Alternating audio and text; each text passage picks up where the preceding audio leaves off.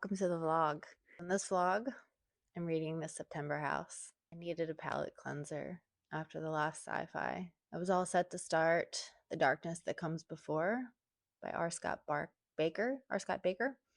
I just felt I needed something a little bit more. I needed something a little easier. I didn't want to get into something super dense. I just wanted something quick and easy and fun. And so far, this has been fun. It's definitely a haunted house story. The narrator, or not the narrator, the perspective, the main character, it's told in first person. You can definitely tell she's an unreliable narrator.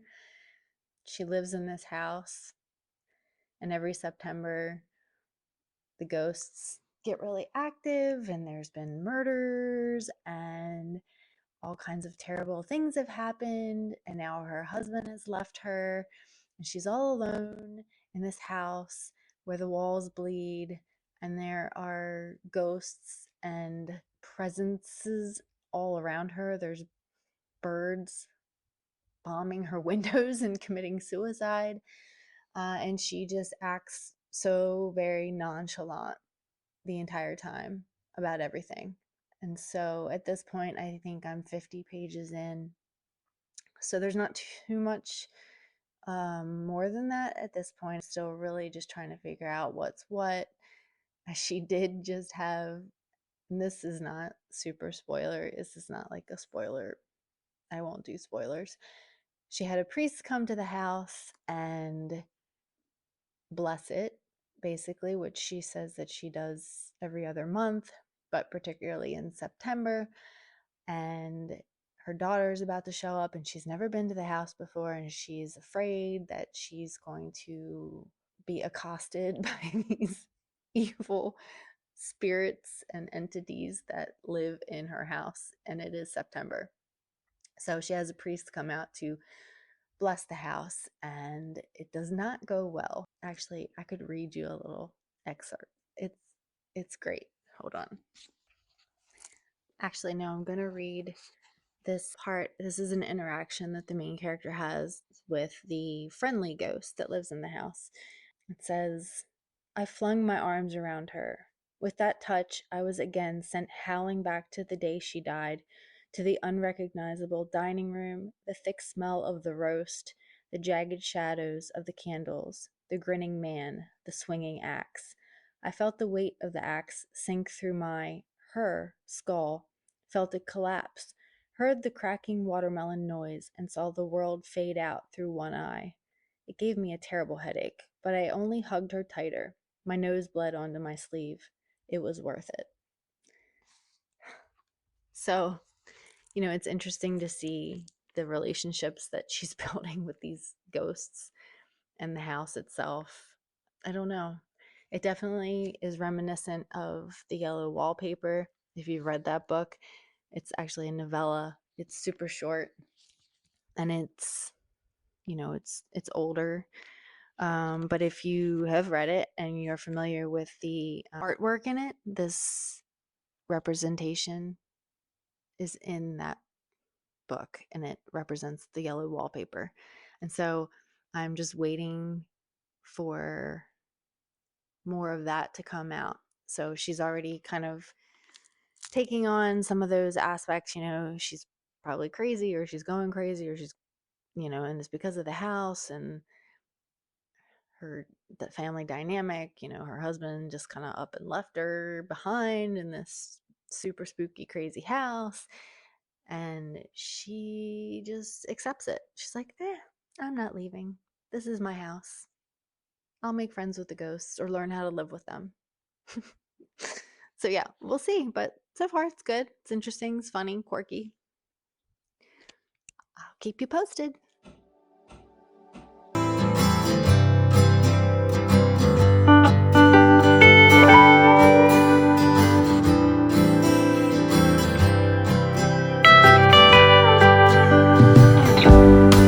So quick update. I'm about 2/3 of the way through The September House, and things are progressing about as expected. It's fun. I feel like it's kind of satirical. She's almost poking fun at haunted house stories. But yeah, and I also think I was correct. She definitely has pulled inspiration from the yellow wallpaper. I can see some themes and subject matters that certainly fall in line with that story. If you read it, you may understand what I'm talking about. I think that she's really good at writing creepy and scary images of ghosts. I think that she has done a great job at portraying the perspective of this unreliable narrator. There are little hints and clues dropped here and there that I've been able to pinpoint. I should be finished tonight, I think, maybe tomorrow, and then I will give you a more thorough recap. I know this isn't a very popular book, or it's not sci-fi or fantasy, it's horror thriller, and it certainly isn't what I expected. I feel it's almost kind of comical, definitely satirical, and there are certainly trigger warnings for mental illness, abuse. So if any of those things are triggering, I would not read it. So I finished The September House by Carissa Orlando. This was a debut novel, and on the surface it is a haunted house, but at the heart there's so much more to it. It really is an exploration of mental illness, abuse, what it means to sacrifice for the ones you love. And within that, there certainly are trigger warnings. So if any of these topics are triggering to you, you may want to steer clear of it.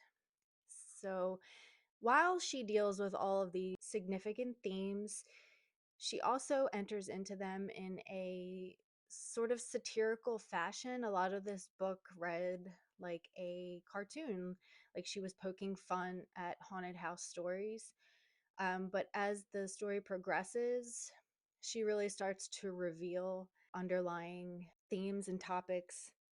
So the main character, Margaret, she is endearing, if not fickle. She certainly is very agreeable in her manner, considering that she lives in this house with these ghosts, these people that have died in the house at the hands of an evil force. And so she really takes all of these supernatural events in stride with, these obscene spirits just lingering. She treats it as if it's normal. She kind of just brushes it off as, this is my house and I love it, and it's not so serious. I can live with this. I can bend. And that is her kind of answer to everything in her life, as you'll learn as you go through the story, that she kind of puts herself last and is malleable and bends in order to protect her daughter. She gives up anything and everything, even her own sanity or her own, protection. So keeping that in mind, it's obvious that she's an unreliable narrator. You question from the start whether she's really seeing these spirits or if she is mentally ill. There are red herrings sprinkled throughout, which really make you question her sanity, and there are slow reveals. The house almost acts as a mirror to the relationships in her life.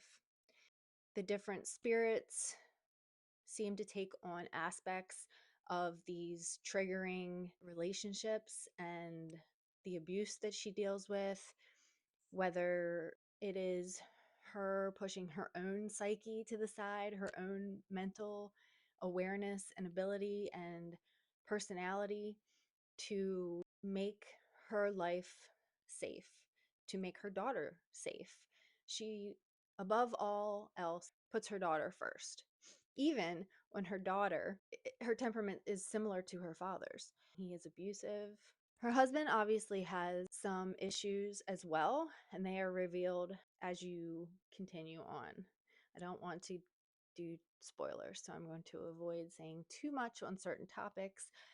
But yeah, each entity seems to be a representation of aspects of these troubled relationships. And some of them even seem as a division of her own self, aspects of her personality that she has to repress to survive. And as she says on countless occasions, I am flexible. I know how to bend. So this story almost feels like a mashup of Amityville Horror and The Yellow Wallpaper with a little bit of like, Bugs Bunny.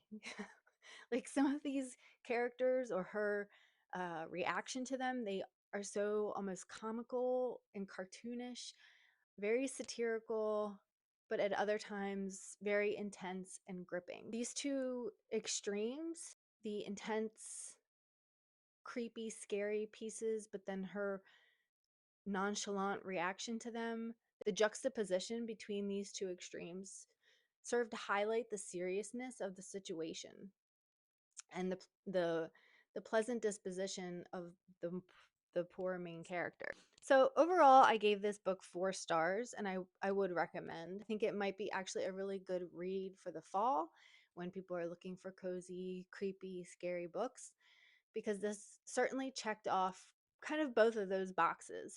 It was certainly creepy and disturbing and gory at times, but then again, also satirical, comedic, and also deals with some heavy topics and themes. If you're looking for a quick, it was a little over 300 pages, fun, cozy, also scary read for the fall, I would highly recommend this.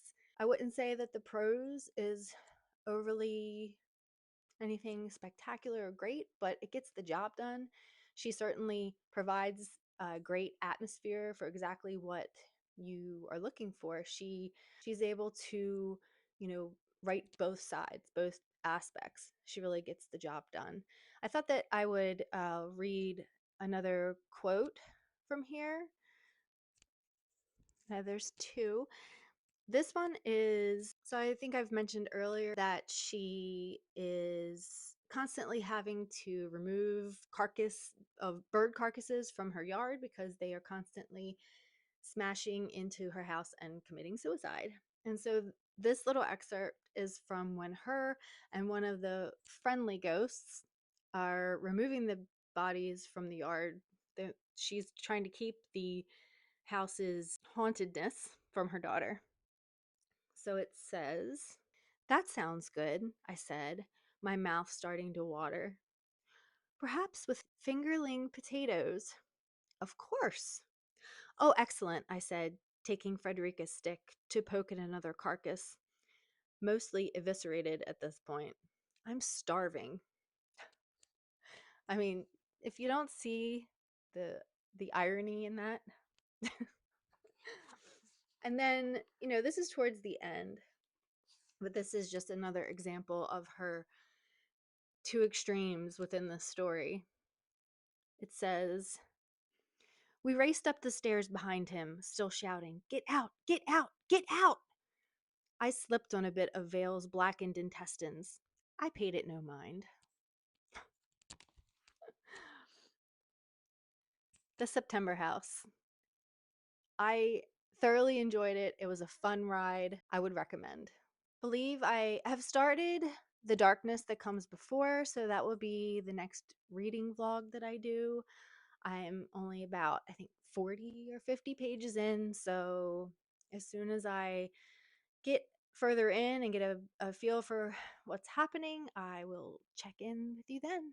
So yeah, thanks for watching, and if you enjoyed the video, please give me a thumbs up. And if you liked the video, if you want more, please subscribe.